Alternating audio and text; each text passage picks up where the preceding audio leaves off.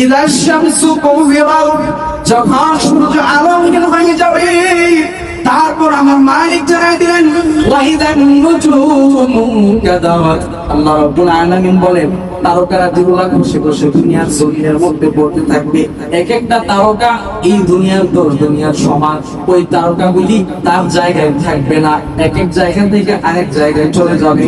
আসমানে যে তারকা দেখতেছ, ওই তারকাগুলা জমিনের মধ্যে পড়ে যাবে। তারকা এক একটা যেই যেই জায়গায় আছে ওই জায়গায় থাকবে না, তার জায়গায় সে স্থির থাকবে না, তুলার মতো উঠতে থাকবে, আসমান থেকে দুনিয়ার জমিনের মধ্যে বর্ষণ হইতে থাকবে। আমার মালিক তারপরে জানাই দিলেন ওয়াইদাল জিবালু সুইকিরাত, আমরা বড় বড় পাহাড় দেখতেছি বাংলার জমিনে, ভারতের মধ্যে কিসের পাহাড়, এর চাইতে বড় বড় পাহাড় যারা সৌদি আরব আছে তারা দেখে আসছে। এই পাহাড়গুলা এক একটা পাহাড় এক একটা জায়গায় থাকবে না, প্রত্যেকটা পাহাড় ওই তুলার সিটুই, যখন শিমুল গাছের তুলাগুলা বাতাসের মধ্যে তুলাটা খায় যায় খায় না যায়, কোন দিক দিক থাকে না, স্টেশন থাকে না, এরকম করে কিয়ামতের মুহূর্তে যখন ইসলামের সিদ্ধান্ত হয়ে পড়ে, আমার মালিক আল্লাহ রাব্বুল আলামিন এত ভয়াবহ পরিস্থিতি অবস্থা ঘটনা ঘটাইবে, ওই এক একটা পাহাড় এক একটা জায়গায় থাকবে না, প্রত্যেকটা পাহাড় তার জায়গা থেকে আরেকটা জায়গায় চলে যাবে। পাহাড়গুলো তুলার মতো উঠতে থাকবে কঠিন কিয়ামতের ময়দানে। আমার মালিক আল্লাহ রাব্বুল আলামিন জানাই দিলেন দুনিয়ার মানুষ রে, কিয়ামতের পূর্ব মুহূর্তে এমন ভয়াবহ পরিস্থিতি আমি আল্লাহ ওটাই করি। এখনো কি তোমার ভিতরে ভয় ঢুকে না? এখনো কি আমি আল্লাহর ভয় তোমার ভিতরে ঢুকে না? এখনো কি জাহান্নামের ভয় তোমার ভিতরে ঢুকে না? এখনো কি কিয়ামতের ভয় তোমার ভিতরে ঢুকে না? যদি ভয়ের ভিতরে না ঢুকে একবার কিয়ামতের ভয়াবহতা সম্পর্কে পড়ো, অথবা কেরামের জবান দিয়ে এর তাফসীর শুনুন। আমার মালিক আল্লাহ রাব্বুল আলামিন জানাই দিলেন ওই কঠিন কিয়ামতের ময়দান যখন সংগঠিত হবে, কিয়ামতের পরের হালাত তো পরে, আগে কি হবে একবার চিন্তা করো। ইযা শামসু কুবিরাত, আমার আল্লাহ রাব্বুল আলামিন সূর্যের আলো ছিনায় নিবে, সূর্যের আলো আর আলো থাকবে না, অন্ধকার হয়ে যাবে, দিক এদিক মানুষ পালাইতে থাকবে। ওয়াইদান নুজুমু কাদাওয়াত, তারকারা যেগুলা ঘষে ঘষে দুনিয়ার জমির মধ্যে পড়তে থাকবে, মামুলগুলো বেকুল হয়ে যাবে, পাগল পারা হয়ে যাবে।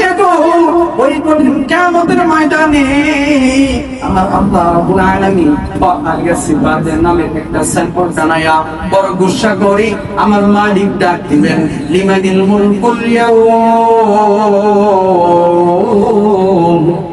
লিমানিল মুলকুল ইয়াউমা লিল্লাহিল ওয়াহিদিল কাহ্হার।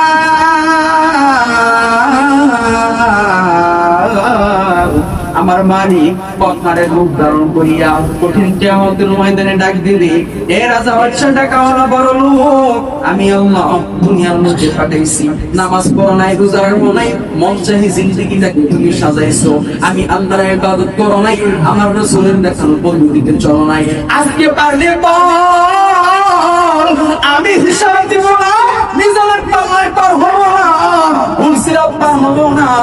নারে বান্দা আজকের দিনে কোনো চাপাবাজি চলবে না, আজকের দিনে তাপাবাজি চলবে না। ওই কঠিন কিয়ামতের ময়দানে মানুষগুলো পাগল পারা হয়ে যাবে, মালিক কি ডাক দিয়ে বলবে আল্লাহ আরেকটা বার সুযোগ দাও, দুনিয়ার জমিনের মধ্যে যাইয়া তোমার ইবাদত ছাড়া আর কিছুই আমরা করব না। আমার আল্লাহ রাব্বুল আলামিন ডাক দিয়ে বলে বান্দা বান্দিরে সুযোগ হারায়া ফেলছো, আর সুযোগ নাই, আমি আল্লাহ সুযোগ একটা দিছিলাম দুনিয়ার মধ্যে, হায়াত দিছিলাম দিকে দাম করছিলাম, ওই সুযোগ তুমি কাজে লাগাইতে পারো নাই, এখন কিয়ামত হয়ে গেছে, আর কোন সুযোগ তোমাদেরকে দেওয়া হবে না। লা ইয়ামুতু ফিহা ওয়ালা ইয়াহইয়া, তোমাদেরকে আজকে মরার মতো মরতেও দেওয়া হবে না, বাঁচার মতো বাঁচতেও দেওয়া হবে না। ইয়াউমা ইয়াফিরুল মারউ মিন আখিহি ওয়া উম্মিহি ওয়া আবিহি ওয়া সাহিবাতিহি ওয়া বানি, ওই কিয়ামত যখন সংঘটিত হবে, কোন মানুষ তার আত্মীয় স্বজনকে চিনতে পারবে না, পরিচয় দিবে না, মা বাবা পাগল পারা হয়ে যাবে, বাবা থাকবে বাবার খুঁজে, মা থাকবে মায়ের খুঁজে, সন্তানাদি সবাই পাগল পারা বেকুব হয়ে যাবে। জনমদুতি মায়ের কাছে যাবে, যে বলবে মা আমি তোমার সন্তান। বলে দুনিয়াতে আমার বিয়ে হয়ে যায়, সন্তান কোথা থেকে আসবে? বাবার কাছে যাবে, বাবা গামছা তুমি মাথায় বাইলা পিঠটা আরবে পুরাইয়া মাথার গামছায় পরাইয়া আমি সন্তানকে মানুষের মতো মানুষ করছো। দুনিয়াতে কত খারাপ কাজ করছি, আমার জন্য মানুষের কাছে তুমি গাল মন্দ কথা শুনছো। বাবা ডাইনিয়া বলবে আমার কোনো সন্তান নাই, তুমি কি আমি চিনি না? ওই সন্তানটা মারা হয়ে যাবে, পাগল মারা হয়ে যাবে। দুনিয়ার মানুষগুলা কেউ কাউকে চিনে পরিচয় দিবে না, সবাই যার জায়গা নাফসির হাত বসায় দিবে। ওই কিয়ামতের ময়দানে সবাই পাগল মারা হয়ে যাবে। আমার দয়ার আল্লাহ কিয়ামত সংঘটিত হওয়ার পর আমার আল্লাহ রাব্বুল আলামিন কুরআনুল কারীমের মধ্যে জানায় দিলেন, এ দুনিয়ার মানুষ, দুনিয়ার জমিনের মধ্যে আমি আল্লাহ হায়াত দিয়েছিলাম রে।